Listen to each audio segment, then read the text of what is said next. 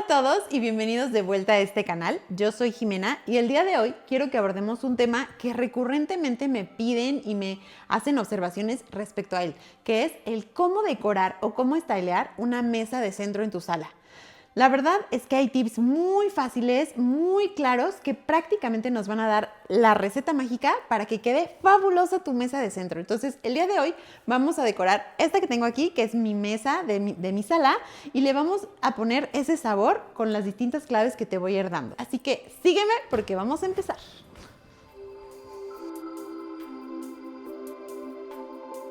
Bueno, aquí tenemos el primer montaje. Este es el montaje que actualmente está en mi sala y quiero que hablemos de un principio que la verdad es muy interesante al momento de que compongamos los elementos, o sea, de que los pongamos en el espacio. Un principio que se llama la regla de los tercios. Esto lo que nos dice es que imaginemos que tenemos nuestra mesa y que la partimos en 3 secciones. Uno que va de este lado, uno al centro y otro por allá. Y en los puntos donde estos sectores, o donde pasarían las líneas divisorias de estos sectores, son los puntos donde nuestro ojo le resulta mucho más armónico ver algún elemento. Entonces, la idea es que al hacerlo de esta manera, nuestro ojo se va a enfocar en este punto y lo va a ver mucho más armonioso y mucho más bello, más estético. Algunos elementos que tenemos que tomar en consideración son, por ejemplo, tener marcos visuales en todos los elementos que estás poniendo. O sea, aquí estoy agregando un camino de mesa que al final me está generando un contraste entre la mesa y los elementos que estoy colocando. O sea, no los pongo directo.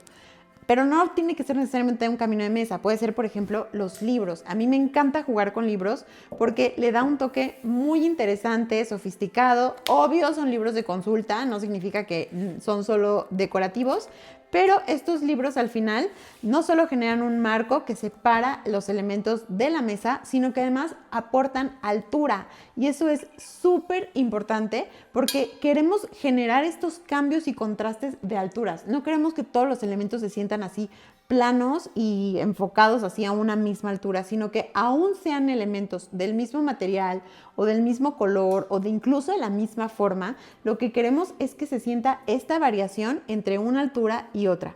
¿Por qué? Porque tu ojo lo ve mucho más dinámico, más armónico, mucho más estético cuando tiene estos pequeños brinquitos de un objeto a otro y no únicamente un elemento así plano, flat, que resulta incluso desapercibido para el ojo.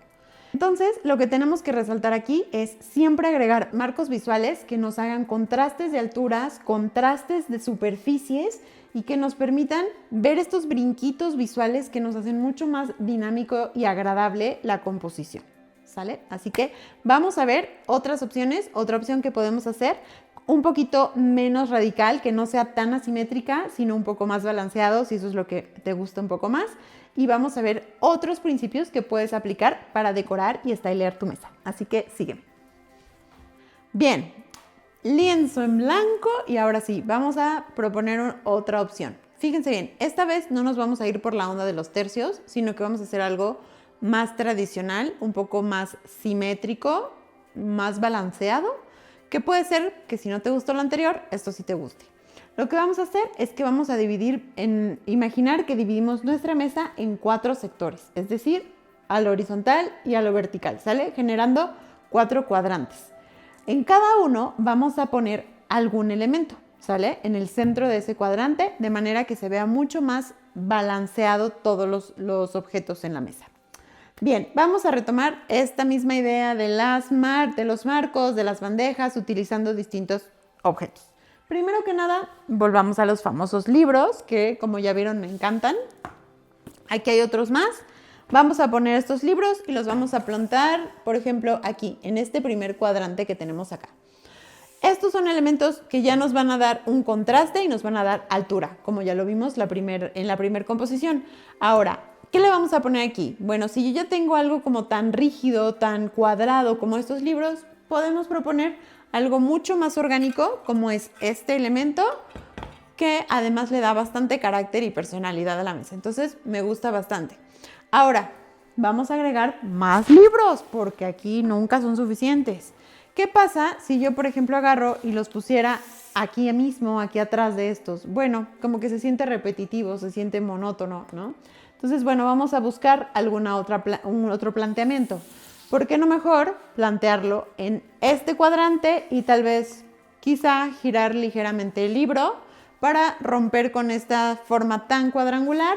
O, ¿por qué no voltearlo más bien a darle la cara, a darle el frente a la persona que esté sentada aquí en el sofá y que a lo mejor entonces puede volverse un elemento que se vuelve hasta parte de, mira, voy a hojear el libro. O sea, como que te invita también a hojear el libro y creo que eso también está padre, ¿no? Ahora, una vez más, ¿qué vamos a poner aquí? Bueno, pensemos en esto. ¿Qué pasa si yo pongo este elemento, este bolsito coqueto, lo pongo directamente sobre la mesa? Al ser las dos maderas, se vuelve prácticamente, pasa inadvertido esto porque no se destaca. Los libros nos van a servir precisamente para darle jerarquía y dar contraste entre un elemento y otro, ¿sale? Entonces, eso es importante. Cuando tú utilices estos marcos visuales que van a levantar o a enaltecer estos objetos, siempre tienen que ser diferentes a la textura de tu mesa. O sea, no vayas a poner una tabla de madera sobre esta madera porque no va a lucir, a menos de que sea un tono de madera muy contrastante, ¿sale? Entonces, eso es muy importante. Vamos a jugar con un tipo de marco diferente. Esta cajita me encanta porque si bien es bastante pesada y robusta, al ser de cristal, visualmente nos genera un marco bastante agradable, bastante limpio. Vamos a plantear, por ejemplo, poner otro elemento, más bien aquí, vegetal. Aquí me siento como de clase de cocina de, ya salió del horno. Bien, aquí está. ¿Qué tal esto, no? Buscar crear un contraste con elementos vivos. A mí me encantan los elementos vivos en el espacio porque le dan ese toque fresco, ese toque de textura, de calidez incluso, que solo una planta viva logra. Pero ¿qué pasa aquí? Si se dan cuenta, ustedes están ubicados precisamente como en el acceso de la sala, como en la primer vista de la sala. Y si yo tengo un elemento tan alto al frente, de repente eso obstaculiza la visual de los elementos que tenemos atrás. Entonces, vamos a cambiar. Vamos a pasar la plantita, véngase para acá, la parte posterior y este elemento al frente. Además, la altura de esta cajita es mucho mayor que esta, entonces eso también hacía que el peso se viniera demasiado hacia el frente y de esta manera lo balanceamos un poco más. Ahora, vamos a ver un último elemento aquí en nuestro punto del último cuadrante.